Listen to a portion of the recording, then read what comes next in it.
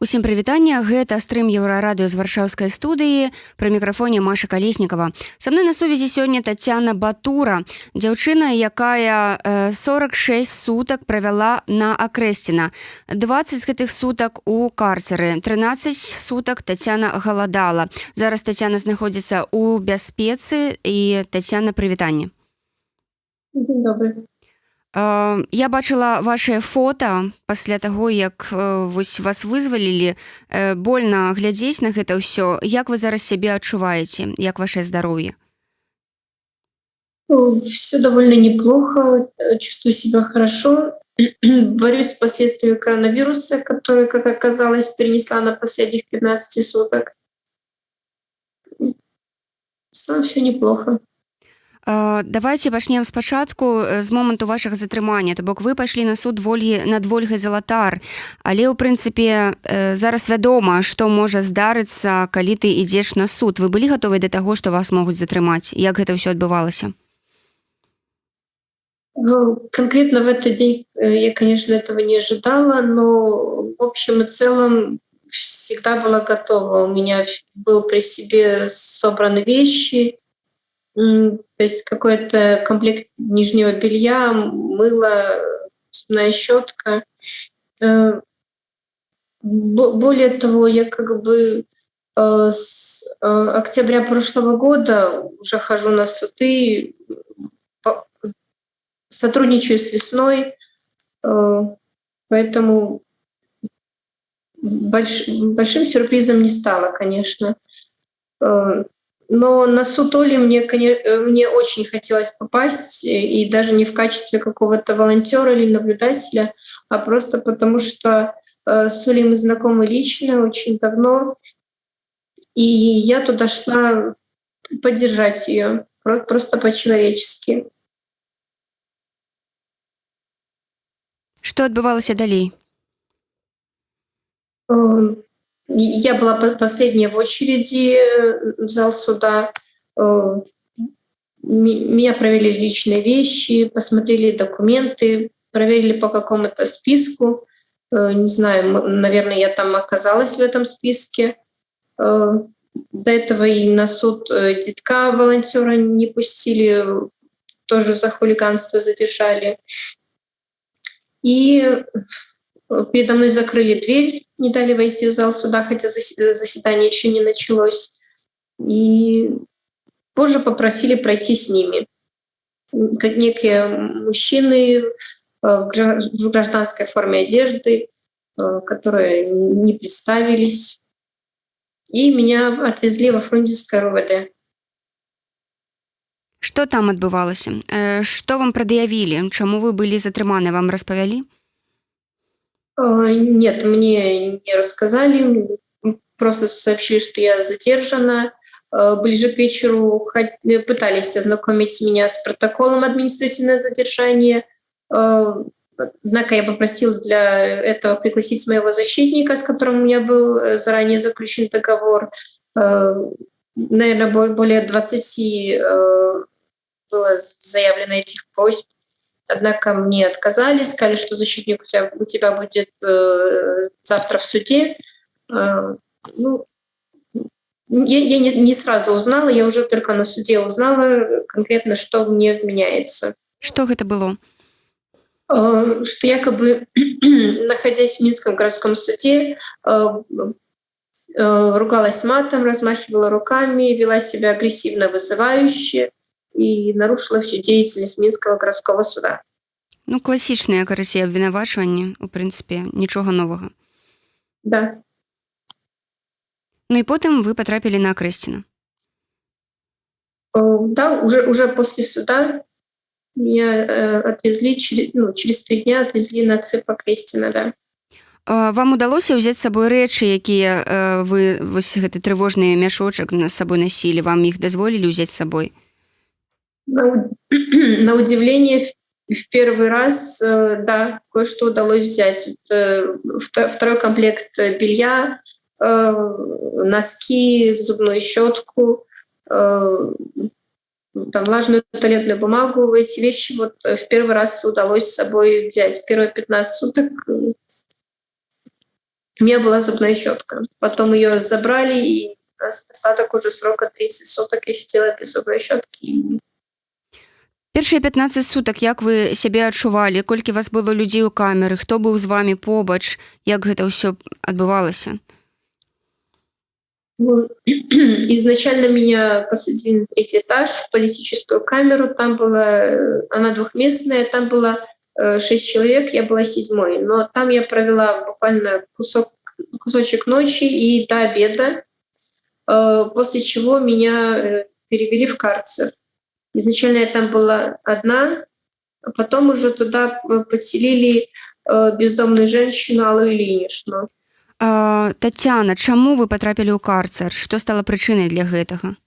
Никаких претензий работниками ЦИП мне предъявлено не было, поэтому в какой-то степени это загадкой остается. Пра карцары таксама ёсць шмат гісторый. Тая ж Вольга Хіжанкова распавядала, але, здаецца, гэта ў яе не ў карцары адбывалася, а проста ў камеры, калі была жанчына без месца жыхарства пэўнага. Вось у вашым выпадку, як вы з ёй ужываліся, што рабілі? Ну, с ней было довольно сложно жить, потому что у нее все-таки вот были вши, в которых она ходила, вот просто трясла одежду везде и всюду. Общаться с ней было сложно на какие-то темы, то есть все-таки есть там какой-то психологические проблемы. Но с другой стороны, ты все-таки сидишь не один в голых стенах, то есть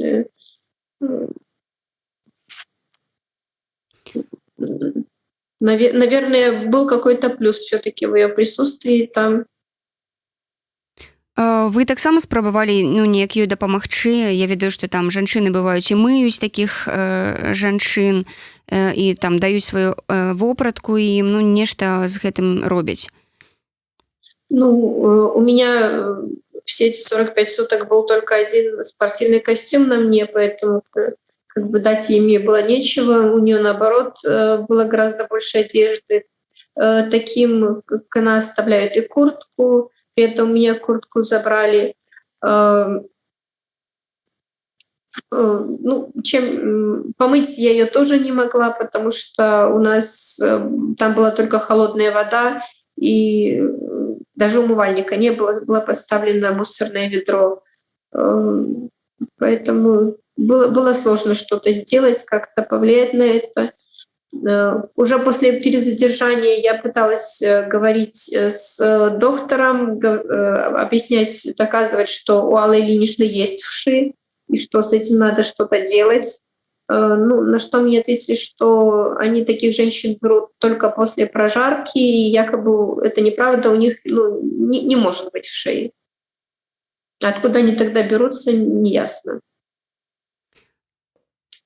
Калі вы ўбачылі, што да вас засяляюць Аллу Ільінічну, вось што вы ў той момант падумалі, што гэта нейкае пакаранне такое для вас? Ці гэта вось проста, каб адчулі на сваёй скуры, што там не трэба хадзіць на суды, а то будзе вось так?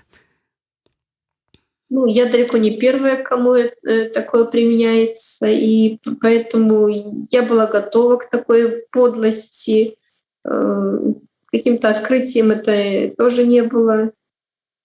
Скорее, вот перевод в карцер, вот это было, да, каким-то сюрпризом. А то, что будут бездомные женщины, это как само собой разумеющееся уже ожидалось, да. Вы правялі ў карцеры 20 дзён, то бок гэта ўжо частка гэтых 20 дзён, гэта тое, што вам накінулі наступны тэрмін? Да. После очередного суда меня опять вернули в карцер. Другі тэрмін ужо быў па якім артыкуле?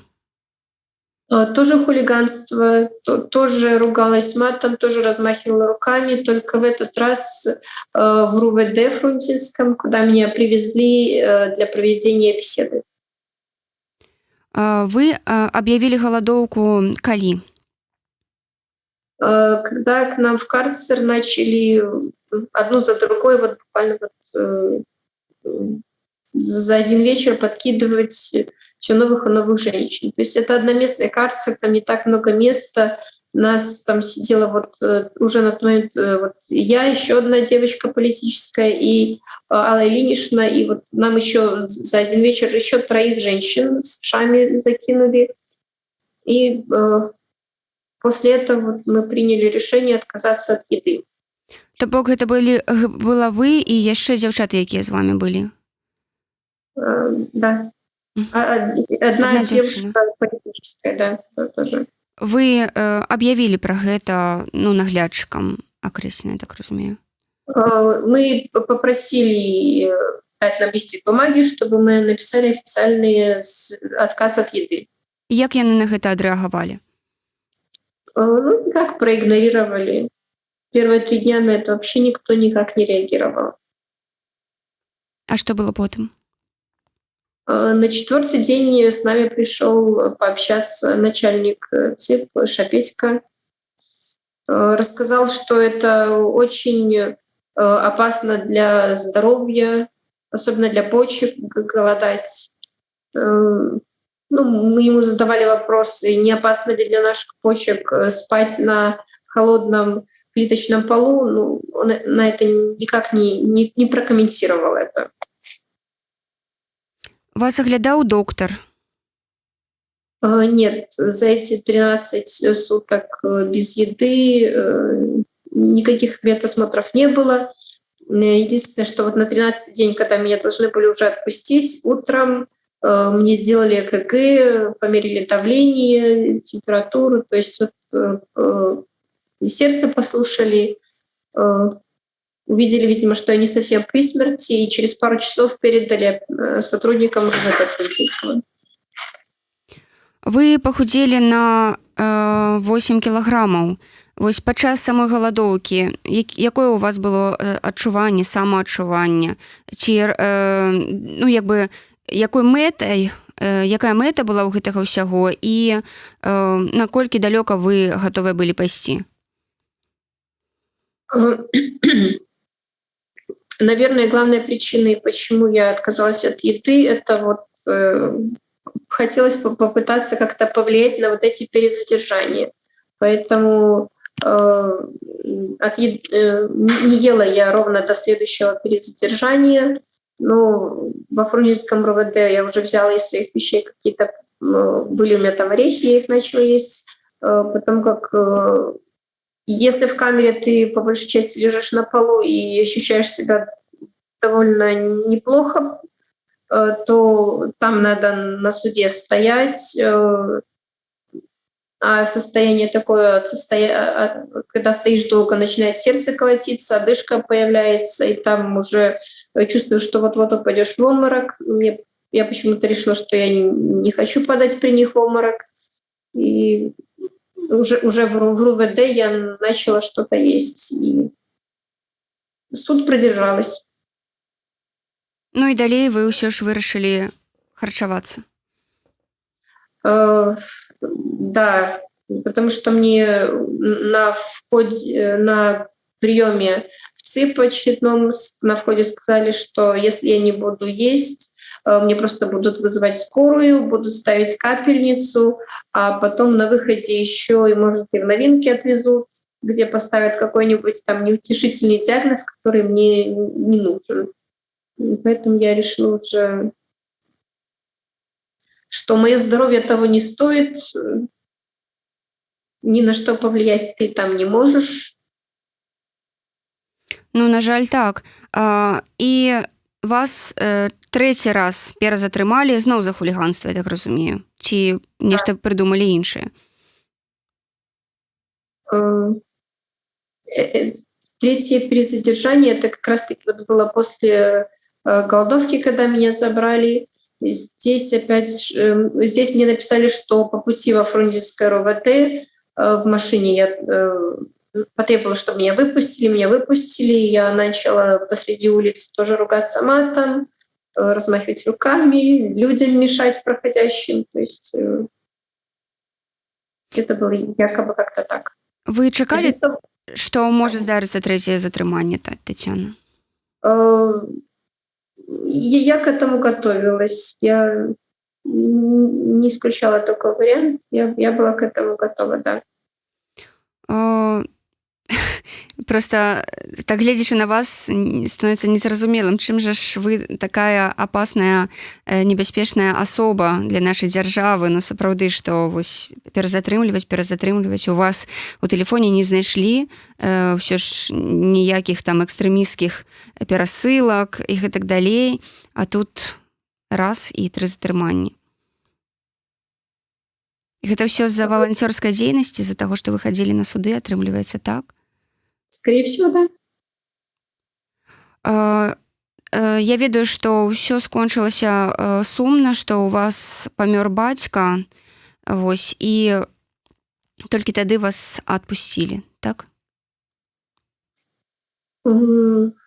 Да, и отпустили на похороны 31 декабря, и суд очередной, который составили протокол, перенесли на 3 января, да.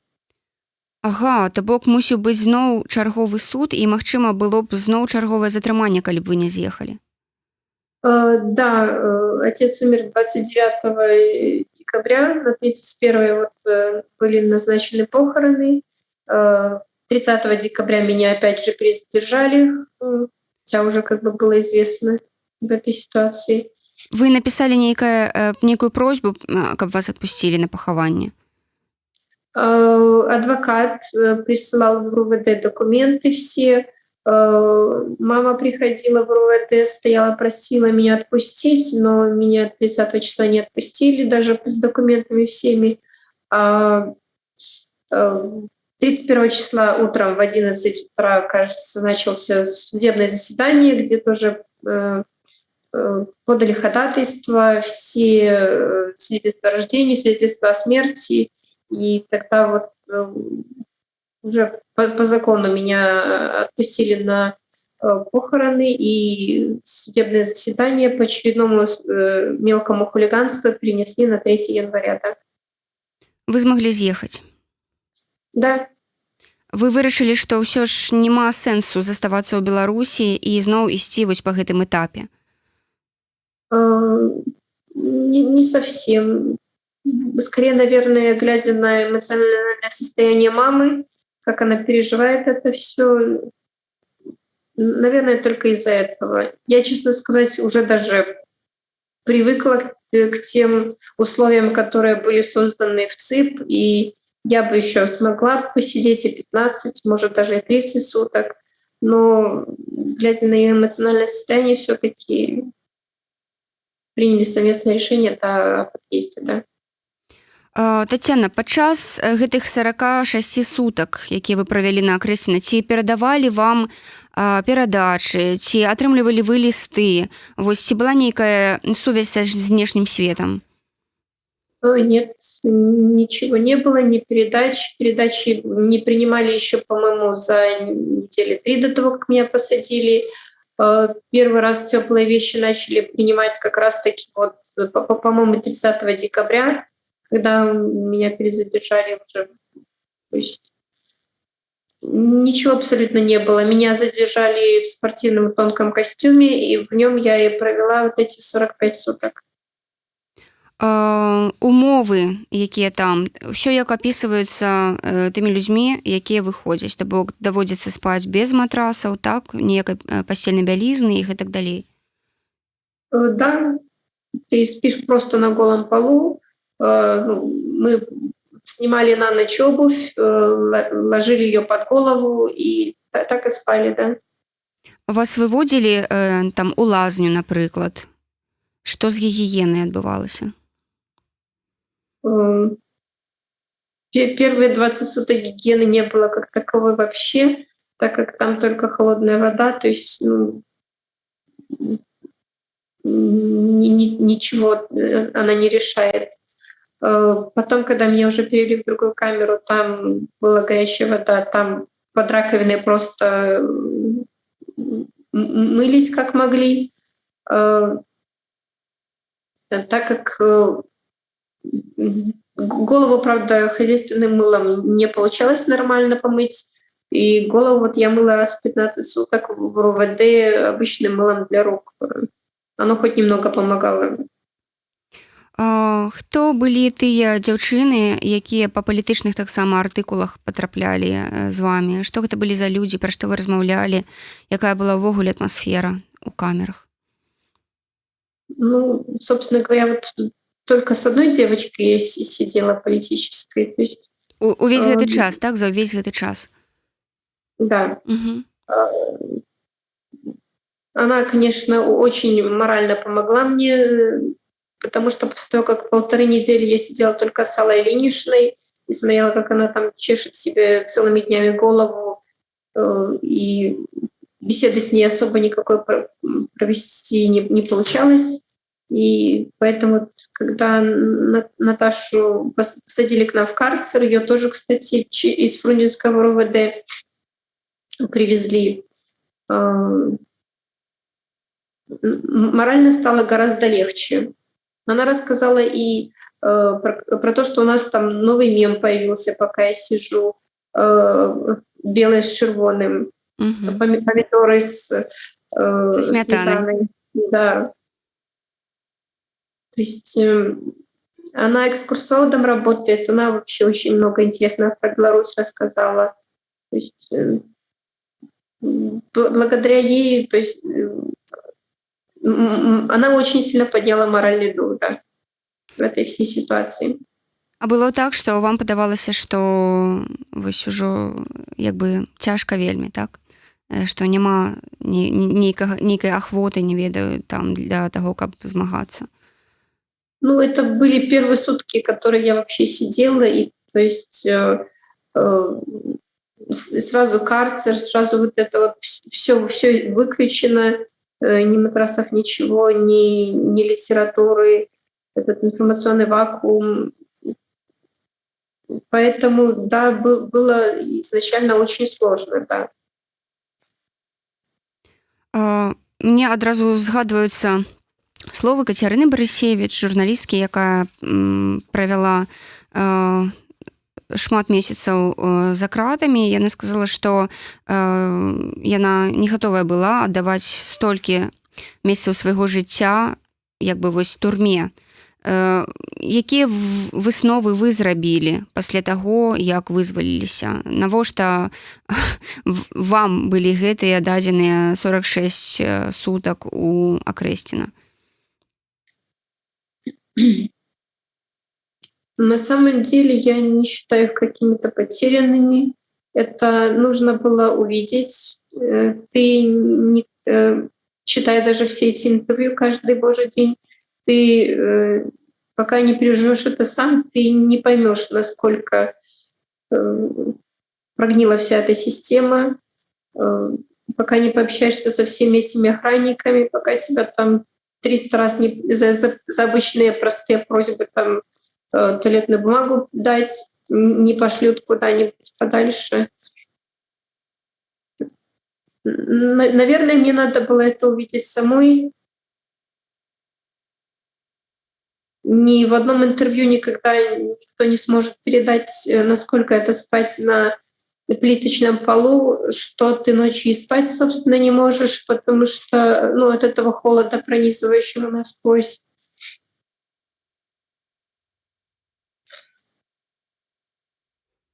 Вам патрэбная зараз нейкая псіхалагічная дапамога, як вы лічыце? Будзеце звяртацца да спецыялістаў? Нет, я не планирую. Оно, конечно, наверное, может быть и нужно, но помощи психологической я не хочу. Возможно, мне помогут вот эти вот все интервью, которые мне здесь организовали, проговорить все это несколько раз. Как-то, может, это пойдет на пользу. Тацяна, а чым вы збіраецеся далей займацца?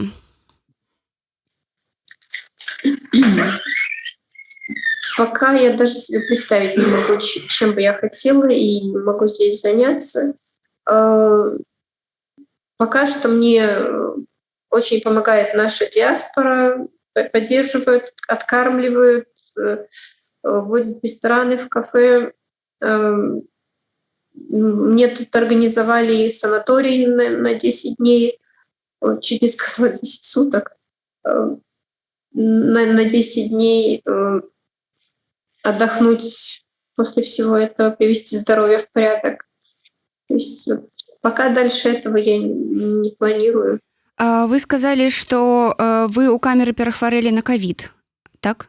Да. Як гэта, было зразумела, што гэта ковід? Вы проста сябе кепска адчувалі ці былі нейкія пацверджанні гэтаму?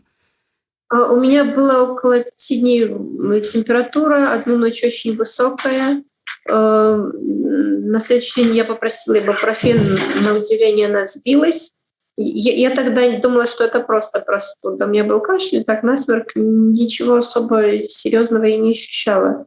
Немного там мышцы какие-то болели, но учитывая, что спим на полу, я как-то не обратила на это особого внимания.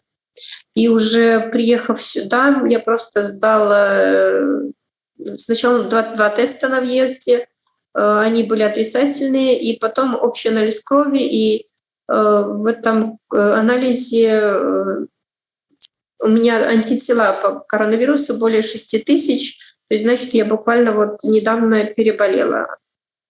Вы толькі адна хварэлі ў камеры ці астатнія таксама?